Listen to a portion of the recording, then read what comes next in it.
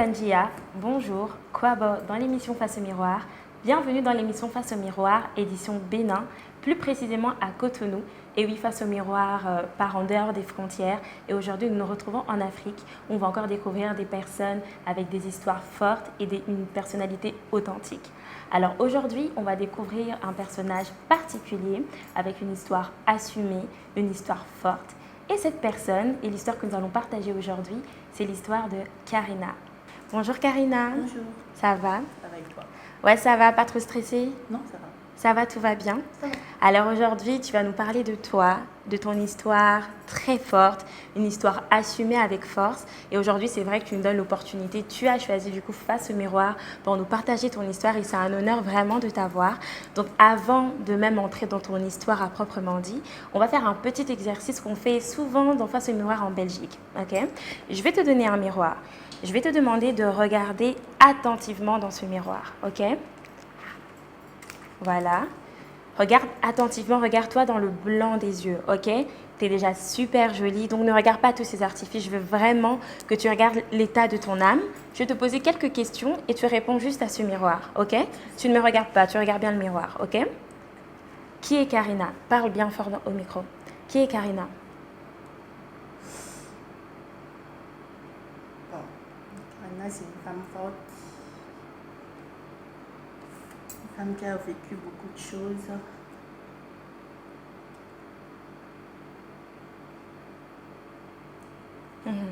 Une femme forte. Et d'où Karina puise cette force? Toujours en te regardant, ma chérie. Bon, Karina puise sa force de son vécu, ce qu'elle a vécu dans sa vie, son quotidien, son entourage, la société. Et puis voilà. Et pourquoi son vécu aujourd'hui est une force? Pourquoi c'est dans ton vécu que tu puises pour être la femme que tu es aujourd'hui? Dans mon vécu, parce que j'ai vécu beaucoup de choses, c'était pas vraiment agréable. J'ai vraiment souffert dans ma vie. Alors, je pense qu'à l'étape que je suis vraiment contente d'être à cette étape. Parce que c'était vraiment un combat très rude. Oui. Pas du tout facile. D'accord. Et quelle est la plus grande réussite de Karina? La plus grande Toujours en te réussite de regardant, Karina, toujours. la plus grande réussite de Karina, c'est de pouvoir s'assumer, de pouvoir être qui elle est, d'affronter le regard des gens. Et bon, on s'en fout des critiques en fait. Que je suis qui je suis, donc je n'ai pas de compte à rendre à quelqu'un. Okay. Et puis voilà, je n'ai pas honte de qui je suis. Je suis moi-même. Puis voilà. Et le plus grand échec de Karina, quelque chose peut-être que tu regrettes d'avoir pas fait ou d'avoir fait? Bon, je ne vais pas dire que je regrette d'avoir pas fait quelque chose. Peut-être que je ne l'ai pas encore fait. D'accord. Mais ça viendra. Ok, ça va. Super, merci. Alors, ça fait quoi de se regarder comme ça dans le miroir et de se parler? Ça fait beaucoup de bien. Ça fait beaucoup de bien. Ouais. Ça t'arrive de faire ce genre de choses, de parler à toi-même? Oui. Oui. Ok, ça va super. Bah là, tu nous as donné un peu un aperçu, on a compris un peu grosso modo que voilà, tu es une femme forte, qui a un vécu très fort, qu'il y a le regard des autres, il y a le regard même envers toi-même. On va plus approfondir, ok? Alors, on va commencer tout simplement par ton enfance. J'aimerais que tu me partages comment ça s'est passé ton enfance, tu as des frères, tu as des sœurs, c'était dans quel environnement, est-ce que... voilà, je sais pas, tu étais un enfant plutôt turbulent, enfin voilà, raconte-nous, fais-nous voyager un peu dans ton enfance. Déjà, bon, Karina, c'est une femme transgenre. Et puis, mon enfance, j'ai vécu une enfance un peu difficile. Parce que déjà, depuis quand j'étais enfant,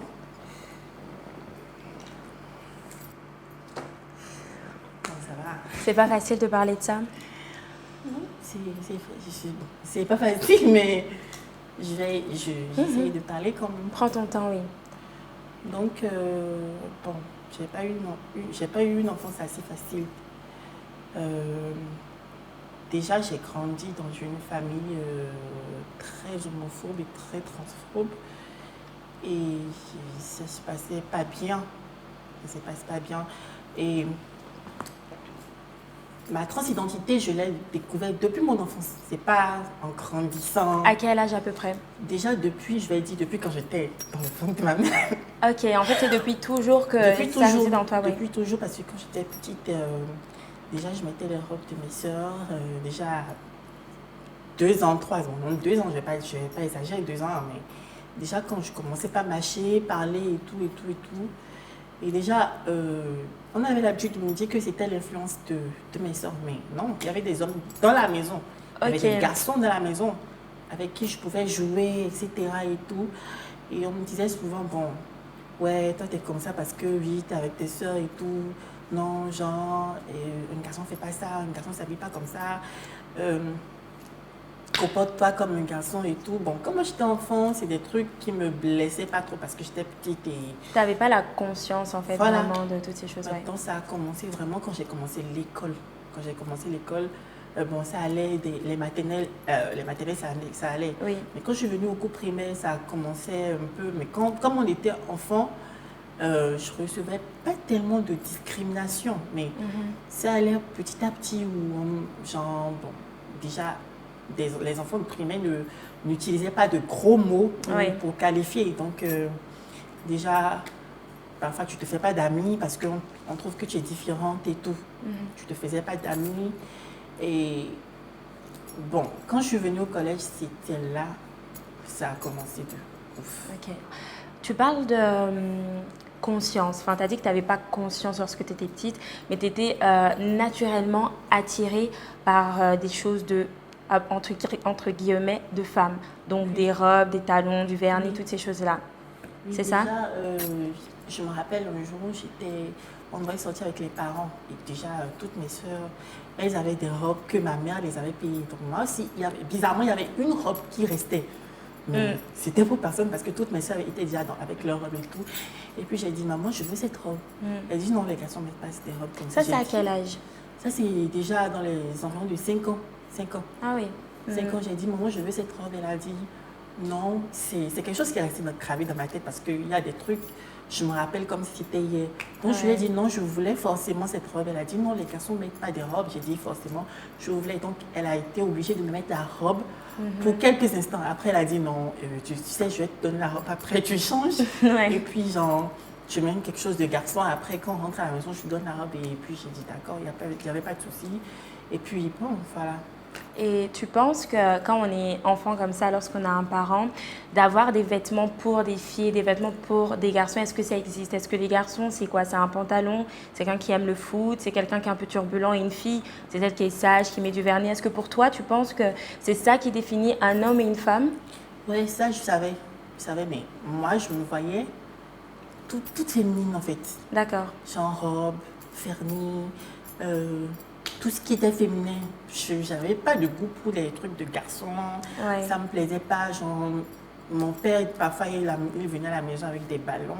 Ça me plaisait pas. Mais je me rappelle une fois, il m'a acheté une poupée. Une poupée noire en plus. Donc, c'est une poupée africaine. Et j'étais contente parce que genre, c'était pour la première fois. Genre, mon père me payait un truc pareil. Ouais. Mais bon, je sais pas si à l'époque, pour lui, il se disait que ce qu'il avait fait, c'était pas bien. Mais quand même, c'était un cadeau qu'il m'avait donné, j'étais bien contente. Et à cet âge-là, tu m'as dit vers 5 ans, tu commençais à avoir conscience d'aimer les choses des femmes, entre guillemets. Est-ce que tu penses que c'est un indicateur de savoir qu'on n'est peut-être pas à l'aise dans son corps, de se dire je suis plus attirée par les trucs de garçons, plus attirée par les trucs des filles, si on est le sexe opposé? Est-ce que pour toi, c'est un indicateur pour se dire ok, je suis peut-être pas née dans le bon corps? Ouais, okay. Ouais, parce que déjà depuis mon enfance, je me disais que je voulais être une fille. Okay. Parce que ça, je le disais toujours. Et quand j'étais avec mes soeurs, on parlait, je disais, ça serait mieux si j'étais comme vous, si j'avais votre morphologie. Bon, je ne vais pas parler de morphologie, mais si j'étais née biologiquement comme vous, biologiquement femme en fait. Donc, déjà, mon genre, je ne sais pas si je vais dire mon genre, mais le fait d'être garçon, Déjà, ça me gênait parce que déjà, je n'aimais pas du tout ça. Et je n'aimais pas ce que je voyais dans le miroir. Qu'est-ce que tu voyais dans le miroir? C'est ça qui est intéressant. Qu'est-ce qui te dérangeait lorsque tu étais jeune comme ça, quand tu te regardais dans le miroir? Qu'est-ce qui te gênait dans ce que tu voyais de toi finalement? Bon, ce qui me gênait, c'est que quand je me regardais dans le miroir, je voyais, bon, un garçon, surtout quand tu te déshabilles, tu es nu, tu te regardes, tu vois. Bon, tu regardes tes soeurs, tu te dis, non, c'est pas normal, il y a quelque chose qui ne va pas en fait. Et pourquoi quelque chose ne va pas? Qu'est-ce qui ne va pas? Parce que par exemple, je prends mon exemple, quand je me regarde au miroir, je ne me pose pas cette question. Toi, je ne me dis pas, il y a quelque chose qui ne va pas. Justement, tu ne te poses pas cette question parce que toi, tu te regardes, tu te vois femme. D'accord. Tu te vois toi-même. Ouais. Tu te vois toi-même. Mais déjà, dans mon enfance, je voyais un corps féminin, mais avec Fifi. Un corps féminin, beaucoup de choses étaient féminines, mais je voyais quand même ici, là, je me disais, mais non, ça c'était pour moi un complexe. C'était pour moi un complexe. Et après, le collège, c'était pas facile parce que les jugements ont commencé, les insultes ont commencé par-ci, par-là. Après, je suis rentrée dans la dépression. Je suis rentrée dans la dépression quand j'ai commencé la classe de 5e. C'est à peu près quel âge en 5e? 5e, c'était à peu près dans les âges de 13 ans. 13 ans. D'accord. Ouais, tu es tombée en dépression à 13 ans. Oui, 13 ans. Et puis, bon, je me disais que non, c'est pas normal. J'étais pas normale en fait. J'étais pas normale. Non, je crois que c'est quand j'étais en 4e, j'avais 13 ans. Parce que quand j'étais en 5e, j'avais 12 ans.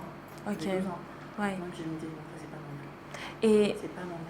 Tu as parlé dépression, on va approfondir ça juste après. Est-ce que dans toutes ces étapes-là, parce que je pense qu'il y a énormément de choses qui se passent dans ta tête, tu vois, il y a des questionnements envers toi-même, tu dis pourquoi moi je suis comme ça, pourquoi je ne suis pas comme les autres. Est-ce que ta famille t'épaulait, était derrière toi pendant ces périodes-là, ou c'était vraiment toi face à toi-même et toi-même tu cherches ta force, toi-même tu essayes d'aller mieux, le soutien de tes sœurs ou de tes frères ou de tes parents? C'était moi seule face à moi-même. Parce que déjà, les parents, c'est des trucs que je n'osais pas dire avec eux. Ouais. Je n'osais pas vraiment. Parce que déjà, dans ces moments, je n'avais pas, mes parents ne parlaient pas trop vraiment. Ils ne parlaient pas encore. Mais il y avait de petits chuchotements.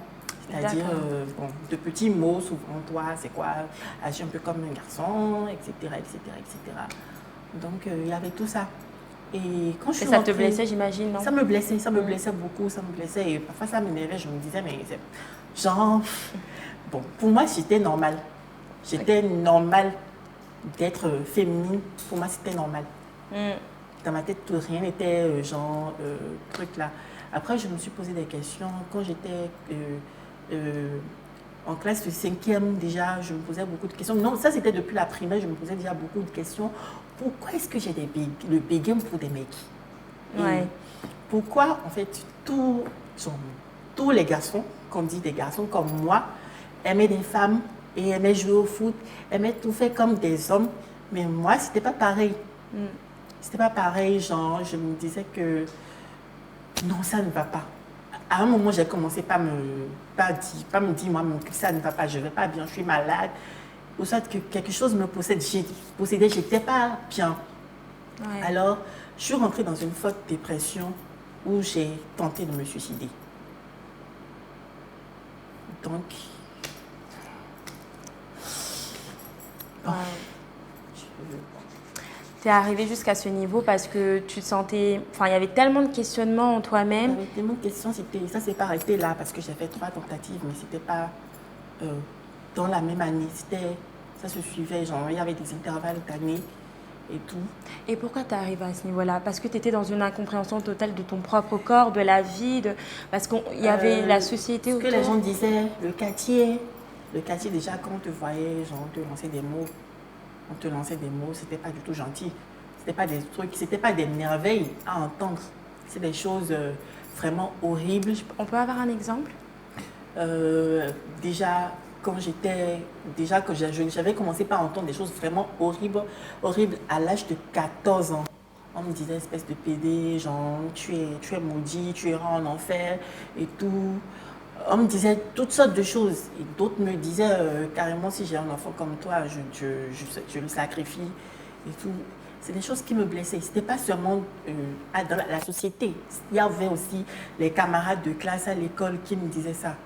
Et à chaque fois, quand tu as envie de prendre la parole, même en classe pour parler, déjà tu entends des chuchotements, tu entends des gens parler. On rigole. Oui, on t'envoie au tableau, il y a des gens qui commencent par rigoler et tout. Je crois même je me rappelle un jour, il y a quelqu'un qui a dit non au prof de ne pas envoyer ce PD au tableau.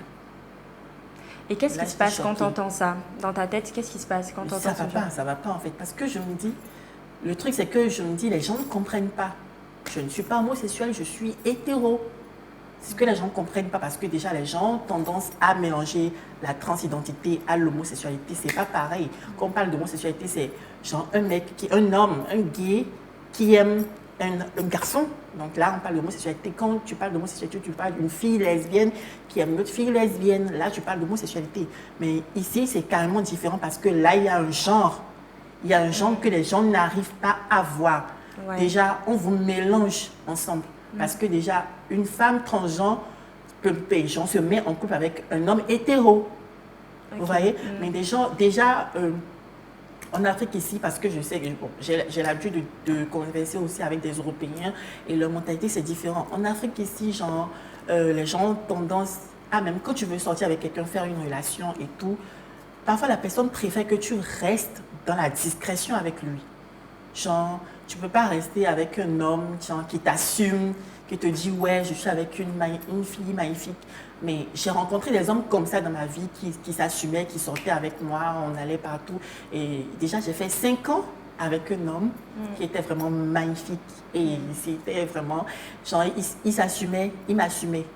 Il m'assumait. Pour lui, c'est que je suis une personne comme toutes les autres. Genre, il n'a pas de préjugés. Quand il m'a vu, il n'a pas eu à me juger, etc. Et déjà, c'était avec moi la première femme trans avec qui il a été. Il a dit non, tu es une femme comme toutes les autres, je ne te vois pas différente et tout. Même si les gens voient une différence en toi, non, je te vois telle que tu es. Tu es qui tu es, pour moi, tu n'es pas un monstre, tu n'es pas malade, tu n'es pas une personne d'anormale, tu vas très bien. Et moi, je ne vais pas, en fait, de ton côté. Ouais. C'est intéressant ce que tu dis parce que tu parles un peu du pouvoir des mots. Tu étais avec quelqu'un qui te rassurait, qui ne te voyait pas comme les autres te voyaient. Du coup, ça te permettait d'être dans un confort et d'être toi-même. Alors que le regard des autres, là où tu as eu des moqueries ou des critiques ou même des insultes, bah, tu les as imprégnés, intériorisés, tu les as vraiment fait rentrer en toi-même et c'est ça qui malheureusement t'a mis dans des états. Mais on va continuer à parler de ça. On va d'abord regarder une image, une photo de toi, ok? Tu vas me dire c'était à peu près vers quel âge et c'est qui cette personne qu'on voit sur... Cette photo, je l'ai fait quand j'avais 18 ans. Ok. T'étais où comme ça? Déjà, j'étais dans un salon de coiffure. J'étais venue pour faire mes ongles et tout. Ah d'accord, ok. Donc... Et là, on voit que, bon, là, tu ne portes pas encore vraiment des perruques, il n'y a pas de maquillage et tout ça, etc. Déjà, c'était une période où je portais déjà des perruques. J'étais déjà moi-même. Parce que déjà, la féminité y était. D'accord. La féminité y était, mais c'était dans une période où je ne pouvais pas sortir. Ok, en fait, tu as toujours été féminine, mais disons que là, c'était pas encore assumé. C'était assumé, mais c'était assumé. Déjà, c'était assumé parce que je sortais avec ma féminité. C'est pas que je sortais avec des perruques. C'est pas que le fait de sortir avec des perruques veut dire que tu t'assumes déjà maintenant. Non. C'est vrai. Tu peux t'assumer depuis genre des années parce que déjà je faisais pas semblant. C'est ça. Je faisais pas semblant d'être un homme et tout. Je faisais pas semblant. Mais il y a eu une période, c'était pas en classe, c'était quand c'était après le bac. Oui. Ça, c'était après le bac où j'avais commencé déjà, j'avais fait l'audiovisuel. J'ai fait l'audiovisuel, c'était à Vidéo Leader. Donc déjà, quand j'étais venue, quand j'avais commencé, je devrais adapter un corps de... Je devrais, genre, me comporter comme un homme. Parce que déjà, je suis devenue dans un nouveau cadre où les gens allaient forcément commencer par parler, me critiquer. Donc, je ne voulais pas subir cette pression. Et ça, c'était après une deuxième tentative. Donc, je voulais carrément que les gens arrêtent de parler, ne pas vouloir qu'on me juge et tout. Donc, je venais, j'essayais de marcher comme un homme et tout, mais ça ne marchait pas vraiment parce que quand les gens te regardaient, on sent que non. Déjà, il y avait la confusion. On dit non, ça c'est une femme, mais déjà, on me confondait beaucoup avec une femme lesbienne parce qu'on voyait une femme qui était comme un garçon manqué, genre qui essayait de faire comme des hommes et tout. Les gens ne voyaient pas trop le garçon en fait, le mec. Donc, c'est intéressant ce que tu dis parce que j'ai remarqué que notre société aime définir c'est quoi un homme et c'est quoi une femme. Alors qu'en réalité, on a toute notre propre définition. Comment moi je suis une femme, comment tu es une femme, comment une autre personne peut être une femme, c'est différent. Chacun a sa propre définition. C'est vrai qu'on met dans une case qu'un homme, c'est quelqu'un de viril, c'est quelqu'un qui pleure pas, c'est quelqu'un de fort, c'est quelqu'un qui aime le foot, c'est quelqu'un qui aime la bagarre, c'est quelqu'un qui aime le bleu. Enfin voilà, ça c'est ce que la société nous impose. A contrario, pour une femme, tu aimes le rose, tu aimes jouer à la Barbie, etc. Alors que, en réalité, c'est pas ça la vraie définition d'une femme. Moi, en tout cas, je dis pas que je suis une femme parce que je mets des robes ou parce que je mets je ne sais quoi en plus. On peut voir que les styles évoluent aujourd'hui. Aujourd'hui, les femmes, même, elles sont femmes hétéros, mais elles s'habillent comme des hommes parce que ça s'appelle le streetwear, tu vois. C'est pour dire que c'est pas l'extérieur qui fait de nous un homme et une femme. Et ce qui est intéressant dans ton histoire, c'est que justement, toi, on voulait que tu te comportes comme un homme. Mais c'est quoi se comporter comme un homme? C'est quoi être un garçon finalement? Et c'est quoi être une femme? Ça dépend réellement de la définition qu'on se donne. Et aujourd'hui, tu es la preuve vivante que tu t'es donné ta propre définition de c'est quoi une femme, tout simplement. Et tu parles de tentatives de suicide, que tu en as eu 3, ok? En profondeur parce que je sais que c'est quelque chose quand même de terrible, mais moi juste ce que je veux savoir, c'est que lorsque tu étais face à cette tentative, lorsque tu étais prêt à passer à l'acte, qu'est-ce qui se passait réellement dans ta tête pour que tu sois à 2 doigts de passer dans l'autre cap, quoi? Déjà à ce stade, en fait, je n'avais plus envie de vivre. Bon, c'est pas si c'était comme si, bon, il n'y avait plus rien de beau autour de moi, genre, une vie n'existait pas, c'était du dégoût, en fait. C'était du dégoût, genre, une forte envie de ne plus même respirer parce que déjà, je me disais que si tu restes, ça va continuer. Ça va continuer. Les mots des gens, en fait. Les mots des gens. Ce n'était pas forcément les mots des gens parce qu'à un niveau, ça a commencé au niveau des parents. D'accord. C'était pas facile. Ça, c'est le pire, je pense. Ça, c'est le pire. Ça a commencé au niveau des parents. Parce qu'à une période, j'ai commencé par éviter ce que les gens disaient. Et ça, vraiment, à une période, ça me touchait plus que les gens disaient parce que ça, à force de me le dire, ça me formait. Ça me formait vraiment parce qu'après la première tentative, j'ai été sauvée après, je me suis dit dans la tête, en fait, non, si cette fois-ci, si ça doit continuer, si je dois continuer à vivre, c'est que si je dois continuer si je dois continuer à vivre, c'est que je me fixe des objectifs, c'est que à partir d'aujourd'hui, il ne faudrait plus que je sois faible devant ce que les gens vont dire. Il ne faudrait plus que je sois faible devant ce que les gens vont dire. Et si quelqu'un me dit quelque chose qui me choque trop, je réponds. Je réponds vraiment parce que quand tu restes trop, c'est bien de rester silencieuse quand les gens parlent parce qu'à un niveau donné, les gens seront fatigués, ils vont arrêter de parler. Mais quand tu restes trop silencieuse, parfois aussi, genre, il y a certaines personnes, ils se disent que, et elles se disent plutôt que je dois continuer jusqu'à un niveau pour qu'elles répondent en fait. Ouais, c'est ça. Vous voyez?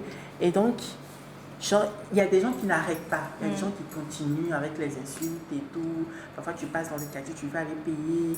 Tu vois un groupe de jeunes hommes assis et genre, tu passes, on te lance un pays. Bon, d'habitude, quand je passe et les gens disent ça, je n'écoute même pas. Ouais. Je n'essaie même pas de me retourner. Mais je me suis rappelé un jour où j'ai réagi. Ouais. J'ai réagi très fort. Et déjà, non, c'était normal que ma mère vienne aussi réagir parce que je l'avais prévenu qu'il y avait des gens dans le quartier qui m'embêtaient à propos de ça. Donc, quand les gars, ils ont commencé, alors je suis allée l'appeler, j'ai dit, maman, tu sais, ils ont repris et tout. Ouais. Elle est venue, elle m'a défendue. Ouais. Parce qu'on dit souvent le linge sale se lave en famille. C'est pas parce que c'est pas parce qu'elle est contre que d'ailleurs aussi, elle sera contre moi. Oui, c'est ça, ouais. Donc, elle était venue me défendre ce jour-là parce que déjà, moi, j'avais déjà chauffé le camp. J'avais vraiment chauffé le camp. Et les gens ne s'attendaient pas à ce que je parle, parce que genre, ils se disaient que j'étais faible. Ouais, c'est ça. Donc, quand j'ai commencé par vociférer, en fait, les gens m'ont dit que non, si genre, elle est force, en fait. Donc, ils ont commencé par se reculer.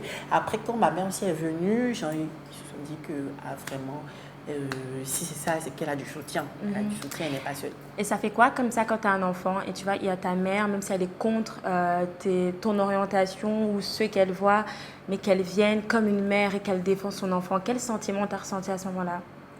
Bon, déjà, j'étais contente. C'est clair que je serais contente que ma mère vienne me défendre devant des gens qui sont là à m'insulter tout le temps et tout, et tout, tout. J'étais vraiment contente. Et puis, à la maison, si je pensais qu'elle allait me dire des trucs horribles, que toi, non, mais elle n'a pas fait ça. Ok. Elle n'a pas fait ça. Donc, ça allait. Ok. Donc, Ok. Super. Ben, 3 tentatives de suicide, c'est ça. Mais aujourd'hui, tu es encore là. Comment tu as fait pour ne pas aller jusqu'au bout de ces 3? Parce que 3 tentatives, c'est quand même énorme. Il y en a beaucoup. Malheureusement, une première tentative, ils ne sont déjà plus là. Comment tu as fait pour être encore là, en fait, encore aujourd'hui? déjà, en parlant de la première tentative, c'est ma soeur qui est venue me sauver. Parce que déjà là, moi, quand je vois quelque chose, quand j'ai envie de me suicider, je vois quelque chose, j'avale. Okay. Aujourd'hui, quand je me rappelle, je me dis, mais qu'est-ce que je fabriquais? Qu'est-ce que je faisais? Parce que aujourd'hui, c'est moi, je donne des conseils à des jeunes transgenres qui ne se sentent pas dans leur peau, qui veulent aller à la dérive et tout, et tout, et tout. Parce que je me suis dit, non, ce que j'ai vécu, même si d'autres vivent ça, il faudrait que ça diminue en fait. Parce que déjà, le taux est vraiment élevé. Les gens ne sont pas informés au Bénin. Les gens ne sont pas vraiment informés parce que déjà au Bénin, quand on parle des personnes LGBT, c'est un cas qui est vraiment genre tabou, où les gens ne veulent pas des trucs là. Déjà, quand tu commences à parler ça à côté de mes bureaux, non, ça veut dire quoi? Non, c'est ces gens-là, non, on devrait les faire du mal, les brûler et tout, et tout, et tout. Et puis déjà, à l'internat, quand je suis allée, quand j'ai commencé la rentrée, c'était l'enfer. C'était l'enfer parce que déjà, ce n'était pas un cadre adéquat pour moi. Mais mes parents, en fait, eux, ils pensaient que quand j'irais là-bas, en fait, il y aurait un changement et tout. Mais quand quand je suis partie, c'était pas vraiment... C'était déjà de l'harcèlement, parce que je subissais de l'harcèlement sexuel. Déjà, avec d'autres personnes qui m'insultaient. Il y a d'autres personnes qui m'insultaient. Mais genre, j'avais constaté que parmi ces gens, il y a d'autres personnes qui venaient en clando me draguer et tout, m'harceler sexuellement et tout. Parce que quand tu es dans la douche, il y a d'autres qui viennent. Déjà, quand j'étais à l'internat, j'ai été violée. Quand j'ai été à l'internat en seconde, j'ai été violée. Et quand je venais en classe, j'avais des copines à qui je venais raconter ce que je vivais à l'internat et tout, et tout, et tout. Après, je ne sais pas, il y a d'autres parmi elles qui ont pris. Parce qu'il y a une là, elle était la nièce. Elle était la nièce, en fait, du directeur du collège. Elle était la nièce du directeur du collège. Alors, elle est allée raconter au directeur que c'est comme ça, comme si... une version bizarre que oui, c'est vrai que c'est comme ça que moi, je couche avec des hommes à l'internat et tout. Après, le problème est venu. Ils ont appelé mes parents. Les parents sont venus. Ils ont exposé le problème à mes parents. Que voilà, je pense que votre enfant n'est pas normal. Votre enfant est possédé. Et vous devez l'amener chez un psychologue. Déjà, c'était des trucs qui m'ont choquée, qui m'avaient vraiment choquée. Oui, parce que toi, pour toi, c'est normal d'être toi, mais tout autour de toi, on te dit que c'est pas normal. Donc après ça, j'ai vu un psychologue. Moi-même, ce n'était pas recommandé par mes parents. Parce que mes parents, genre, ils m'ont négligé. C'était comme si j'étais personne, en fait. Après ça, ils m'ont négligé. J'ai vu un psychologue. J'ai essayé de payer les séances moi-même. Je payais les séances moi-même. À l'époque, c'était vraiment cher. C'était vraiment cher, mais je payais moi-même. Pour aller mieux. Oui, et je partais, on parlait et tout. Après, il m'a dit, en fait, toi, t'es vraiment normal, il n'y a rien de... Oui. C'est juste que tu ne te sens pas à l'aise dans le corps dans lequel tu es. C'est juste qu'en fait, les autres essaient de me faire croire que je ne c'est suis pas normal. Alors que finalement... Et puis, c'est quoi, sincèrement, la normalité? Tu vois, c'est des questions qui reviennent un peu avec la société, ce qu'on nous impose. C'est quoi la normalité? C'est quoi être normal? C'est quoi la norme? Il n'y a pas de définition parce qu'en réalité, chaque personne crée sa normalité. Moi, j'ai une normalité, tu as ta normalité, tu vois. Et c'est vrai que la société, surtout dans ton cas, ils veulent te ramener dans ce qui est normal. Mais c'est quoi la normalité finalement? Et c'est intéressant de voir qu'aujourd'hui, tu es toujours là et surtout que tu nous racontes comme ça avec force ton histoire. Et d'ailleurs, on va continuer dans les photos. Et on va voir une photo de toi aujourd'hui. Et j'aimerais que tu parles de cette femme qu'on voit aujourd'hui. Est-ce que du coup, je sais qu'avec tes parents qui sont pas d'accord forcément avec cette orientation sexuelle, est-ce que tu es encore en contact avec eux? Est-ce qu'aujourd'hui, qu'est-ce que tu fais pour les autres transgenres du pays? Parce que je sais qu'en Afrique, comme tu as dit, c'est très, très tabou. C'est vrai qu'en Europe, on essaye, ça reste aussi une grosse problématique en Europe. C'est pas facilement accepté aussi, mais c'est vrai qu'il y a beaucoup plus d'avancées qu'ici. Mais aujourd'hui, qui est Karina réellement dans cette jolie photo? Déjà, ça n'a pas été facile jusqu'à ce que je vienne à ce niveau. Ce n'était pas facile. Parce que là, c'était déjà après mes 3 tentatives. Ok. C'était après mes 3 tentatives. Et déjà, en réalité, je n'ai pas eu à faire de transition. Je n'ai pas eu à faire de transition parce que souvent les gens me demandent « Ah ouais, déjà tu prends des hormones parce que vraiment tu es super féminine et tout. » Et je dis « Mais non, déjà depuis mon enfance, j'ai eu la féminité. Déjà les photos qui sont passées, quand vous regardez bien, vous voyez que quand on regarde, on voit toujours une femme.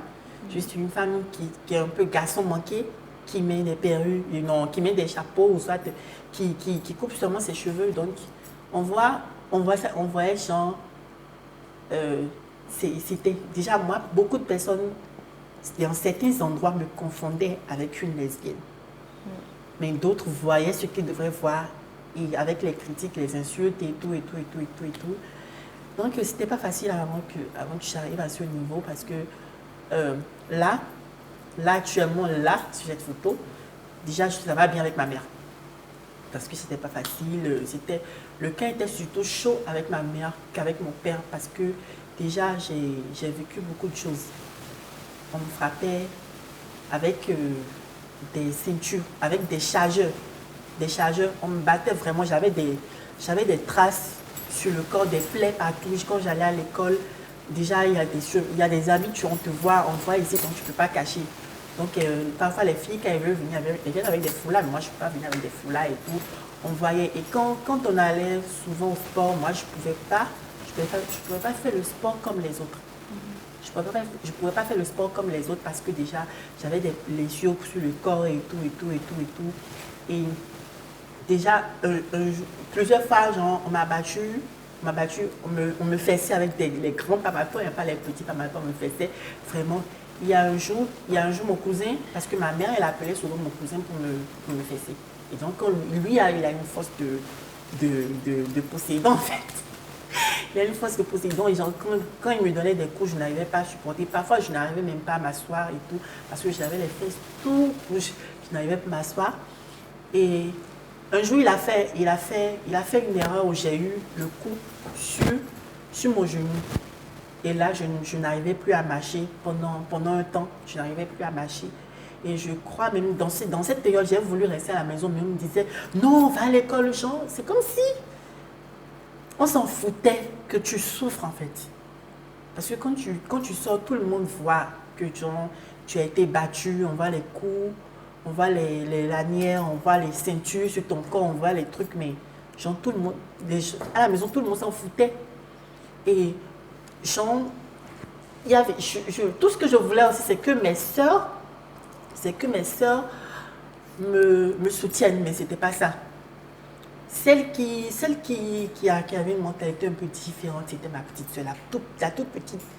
La toute petite, elle a grandi avec une mentalité bien, truc là. Elle, on s'entend bien. Elle vient, je la maquille, on s'habille. On a même sorti plusieurs fois. Et avec elle, je suis heureuse. Je suis heureuse parce que avec mes autres sœurs, ça ne va pas. Ça ne va pas. J'ai vraiment souffert. On m'a amenée à l'église. Genre, pour me faire des exorcismes. On m'a amenée chez des charlatans. On m'a amené chez des charlatans, on m'a amené chez les alphas, on faisait des trucs pour que je bois, je buvais des trucs, et tout. On me disait, on m'emmenait genre à l'église des christianistes célestes. On me faisait des prières et tout, que non, tu es possédé. On m'amenait aussi dans les évangéliques et tout. On priait pour moi. Il fut une période aussi que moi j'ai dit non, peut-être que moi aussi ça ne va pas. Donc, après, je crois que c'était après ma deuxième tentative. Et tout. Ça, c'était quand j'allais au bac. Et puis, on allait à l'église, ma mère et moi, on faisait des prières de nuit, des prières de combat. J'étais avec ma petite soeur, ma mère, ma petite cousine, on partait.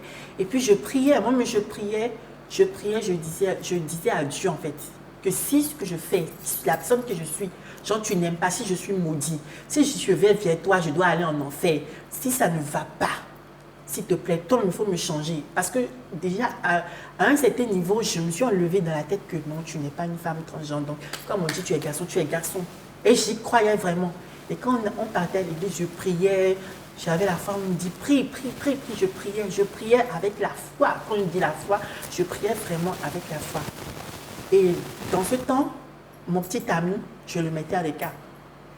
Et il en a souffert en fait, parce que c'était dans une période où quand il voulait me toucher, je disais non, tu ne me touches pas, non, reste loin de moi et tout. Après, je lui envoyais des messages, toi et moi, c'est terminé.